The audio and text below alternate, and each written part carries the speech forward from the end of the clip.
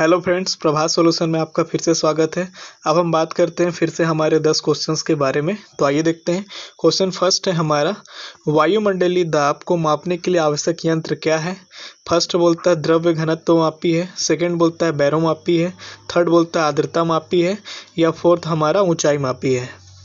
तो इसका आंसर हो जाएगा ऑप्शन बी, वायुमंडलीय दाब को बैरोमीटर यानी कि बैरोमापी द्वारा मापा जाता है। आर्द्रता मापी द्वारा वायुमंडलीय आर्द्रता को मापा जाता है। ये जो आपको फिगर दिख रहा है ये आपका क्या है, बैरोमीटर है। इसे इंग्लिश में बैरोमीटर और हिंदी में बैरोमापी कहते हैं। आर्द्रता मापी को हाइग्रोमीटर कहते हैं। इससे हम क्या करते हैं, एटमॉस्फेयर का आर्द्रता यानी कि ह्यूमिडिटी हम मापते हैं।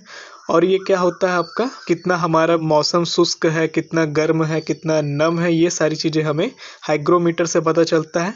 और यहाँ क्या है, बैरोमीटर से हमें क्या पता चलता है कि एटमॉस्फेरिक प्रेशर कितना है, जिसको हम एटीएम यानी कि एटमॉस्फेरिक प्रेशर हम नापते हैं इस तरह से। अगला क्वेश्चन है हमारा, हमारे शरीर पर वायुमंडल का दाब बहुत होते हुए भी हम उसे महसूस नहीं कर पाते हैं, क्योंकि ऑप्शन ए बोलता है हम इसके अभ्यस्त हैं, ठीक है। ऑप्शन बी बोलता है हमारे शरीर की अस्थियां इतनी मजबूत है कि इस दाब को सहन कर सकती है। ऑप्शन थर्ड बोलता है हमारे सिर का क्षेत्रफल, मतलब हमारा जो सर है, हेड है, उसका जो एरिया है वो बहुत कम है।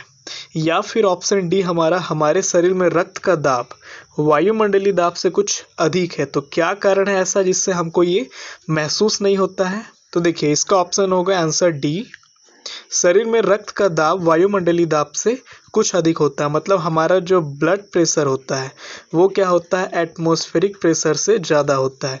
इसी के कारण क्या होता है, हमारे शरीर पर वायुमंडल दाब का बहुत होते हुए भी हम उसे महसूस नहीं कर पाते हैं। अगला क्वेश्चन है, किसी वस्तु का अधिकतम भार कहाँ पे हमें पता चलेगा, क्या वायु में, क्या जल में, क्या हाइड्रोजन में, क्या निर्वात में। तो देखिए इसका आंसर होगा ऑप्शन डी, किसी भी वस्तु का अधिकतम भार हमें कहाँ मिलता है, निर्वात में मिलता है। निर्वात एक ऐसा जगह होता है जहाँ पे हमें भार यानी कि वेट हमें मिलता है, न कि मास। मास मतलब होता है आपका द्रव्यमान। द्रव्यमान हर जगह एक होता है, बस आपका जो वेट होता है जिसे हम भार कहते हैं वही आपका चेंज होता है। और इसका फॉर्मूला होता है m/g, यानी कि ये वेट है आपका।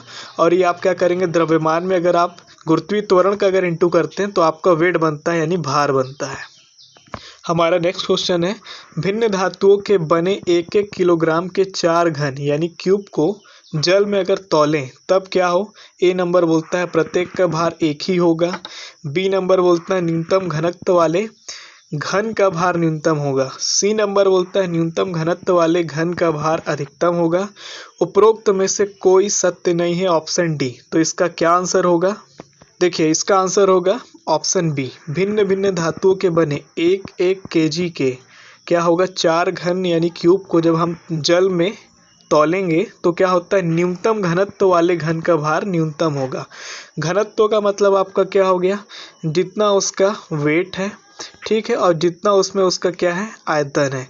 इसके रिस्पेक्ट में या इसके संदर्भ में वो पार्टिकल जितना ज़्यादा डेंस होगा, जितना ज़्यादा उसके अंतर्गत कण होगा, वो उसका घनत्व क्या होगा, कम होगा, ठीक है। और इस घनत्व के कारण ही उसका भार क्या होगा, कम और ज़्यादा होता है। तो भार क्या है, भार मीन्स आपका वजन, और वजन यहाँ पे आपका मतलब क्या होगा, m/g। और ये m आपका क्या है, उस वस्तु का द्रव्यमान, तो 1 किलो उसका द्रव्यमान है। और ये जो g है, ये जी आपका क्या है, गुरुत्वीय त्वरण है। ये जो है यही वेट को क्या करता है, या तो बढ़ाएगा या तो घटाएगा। अगला क्वेश्चन है हमारा, हाइड्रोजन से भरा गुब्बारा निम्नलिखित में से किसे आसानी से उठा के ले जा सकता है या उठा के जा सकता है। तो हमारा ऑप्शन ए बोलता है 1 किलो जल को उठा सकता है। बी बोलता है 1 kg रेत को उठा सकता है। सी बोलता है 1 किलो पंख को उठा सकता है। या ऑप्शन डी सभी को उठा सकता है। तो देखिए इसका आसान सा आंसर है, हाइड्रोजन से भरा जो गुब्बारा है 1 kg पंख को आसानी से ऊपर उठा के ले जा सकता है। ऑप्शन सी हमारा सही है।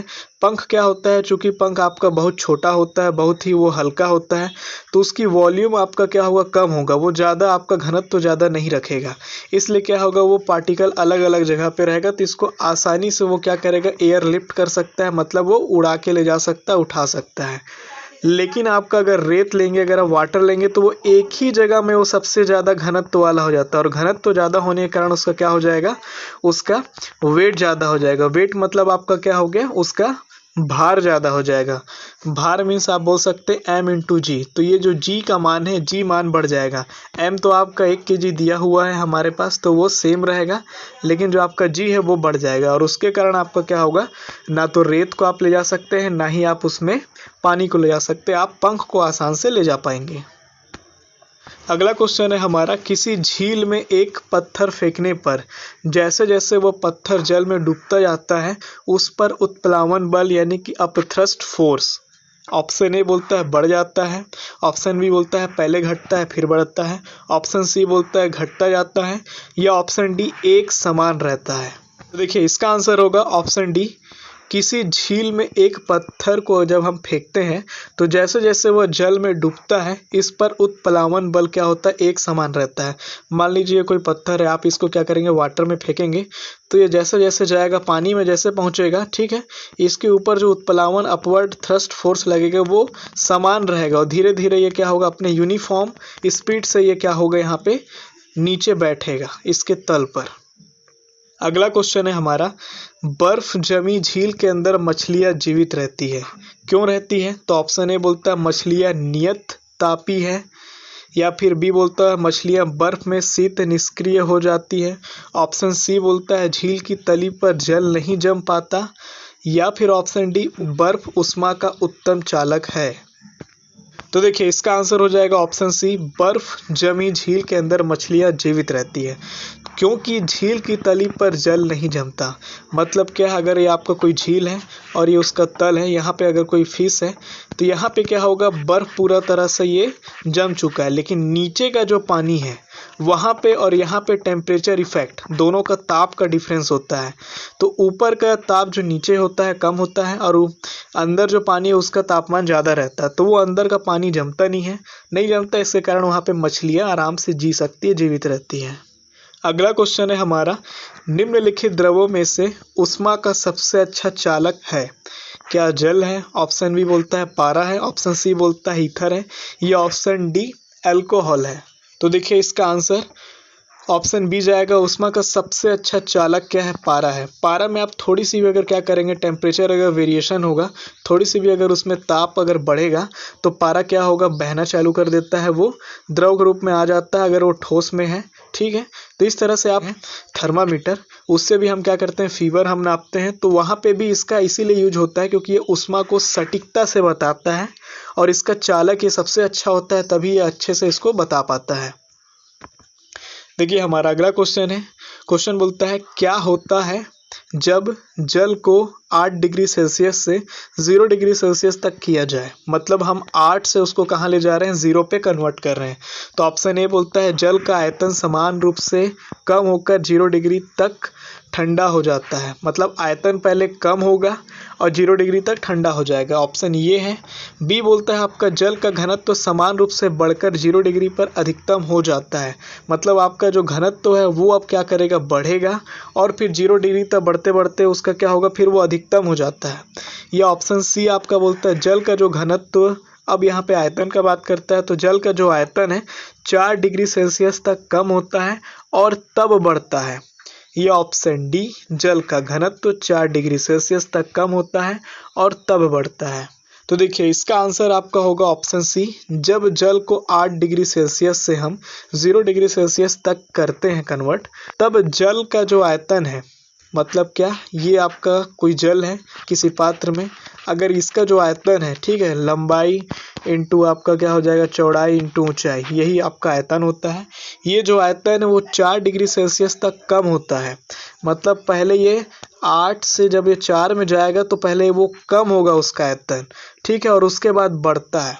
उसके बाद बढ़ता क्या है, मतलब पहले पानी आपका और ठंडा होगा और बर्फ़ बनेगा, और 0 डिग्री आते आते तक वो पूरी तरीके से ठोस रूप में बर्फ़ में बन जाएगा। तो जैसे वो बर्फ़ में कन्वर्ट होगा, बर्फ़ बड़ा हो जाता है। बड़ा होने का मतलब क्या है, उसका आयतन में वृद्धि हो जाता है। ठीक, देखिए एक पॉइंट यहाँ पे भी है, जल का घनत्व तो अधिकतम 0 डिग्री सेल्सियस पर होता है, क्यों? क्योंकि 0 डिग्री सेल्सियस पर पूरी तरीके से वो बर्फ बनेगा, पूरी तरीके से वो ठोस हो जाएगा, मतलब उसका जितना भी वाटर का पार्टिकल्स हैं वो सारी चीज़ें एक बर्फ़ के फॉर्म में कन्वर्ट हो जाता है। तो वहाँ पे उसका जो घनत्व है उसके आयतन के रिस्पेक्ट उसका क्या हो जाता है, कण जो है उसका जो पानी का जो कण है वो कम हो जाता है और वहाँ से घनत्व बढ़ जाता है। अगला क्वेश्चन है हमारा, पायरेक्स के बने गिलास में गर्म पानी डालने पर वह नहीं चटकता है क्योंकि पायरेक्स एक मजबूत पदार्थ है। ऑप्शन बी हमारा है गर्म करने से अधिक प्रसारित नहीं होता। ऑप्शन सी है, ये गलत लिखा हुआ है, ये कस्मा नहीं उष्मा का सुचालक है। ऑप्शन डी है हमारा बाहर से और भीतर से समान रूप से प्रसारित होता है। तो देखिए इसका जो आंसर होगा, देखिए ये आपका पायरेक्स का एक ग्लास है, ठीक है, जिससे आप इसको मग भी कह सकते हैं। इस पर हम क्या करते हैं, अगर हम गर्म पानी डालते हैं तो यह नहीं चटकता है। तो क्यों नहीं चटकता है? क्योंकि पायरेक्स गर्म करने से अधिक प्रसारित नहीं होता। मतलब क्या, इसमें जो इलॉन्गेशन होता है, ये जो फैलने का इसमें जो चीज़ होता है वो यहाँ पे नहीं होता इस पायरेक्स में, इस कारण ये नहीं चटकता है। तो ये वीडियो आपको थोड़ी सी भी हेल्प की हो तो इस वीडियो को लाइक करें, शेयर करें, इस चैनल को सब्सक्राइब कर लें। इस वीडियो में इतना ही, धन्यवाद।